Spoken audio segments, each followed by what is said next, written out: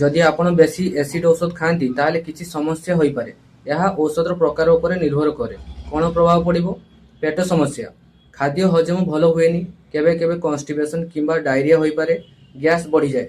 2 ରହୁଛି ଭିଟାମିନ୍ ଅଭାବ, ଦୀର୍ଘ ଦିନ ଧରି ଖାଇଲେ ଭିଟାମିନ୍ B12 କମିଯାଏ, କାଲସିୟମ ଭଲରେ ଶୋଷଣ ହୁଏନି, ହାଡ଼ ଦୁର୍ବଳ ହୋଇପାରେ। 3 ରହୁଛି କିଡନୀ ସମସ୍ୟା, ବେଶୀ ଦିନ ଧରି ନେଲେ କିଡନୀରେ ପ୍ରଭାବ ପଡ଼ିପାରେ। 4 ରହୁଛି ଇନଫେକ୍ସନ୍, ପେଟରେ ଏସିଡ୍ କମିଲେ ବ୍ୟାକ୍ଟେରିଆ ବଢ଼ିଯାଏ ଏବଂ ଇନଫେକ୍ସନ୍ ହୋଇପାରେ।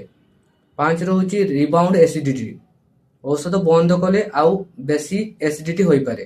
ଧ୍ୟାନ ଦେବା କଥା, ଡାକ୍ତରଙ୍କ ପରାମର୍ଶ ବିନା ଦୀର୍ଘ ଦିନ ଖାଆନ୍ତୁ ନାହିଁ, ଡୋଜ୍ ବେଶୀ କରନ୍ତୁ ନାହିଁ, ଜୀବନଶୈଳୀ ପରିବର୍ତ୍ତନ କରନ୍ତୁ, ତେଲ ଓ ଝାଳ କମ୍ ଖାଆନ୍ତୁ, ସମୟରେ ଖାଆନ୍ତୁ, ପାଣି ଅଧିକ ପିଅନ୍ତୁ, ରାତିରେ ଡେରିରେ ଖାଇବା ଏଡ଼ାନ୍ତୁ।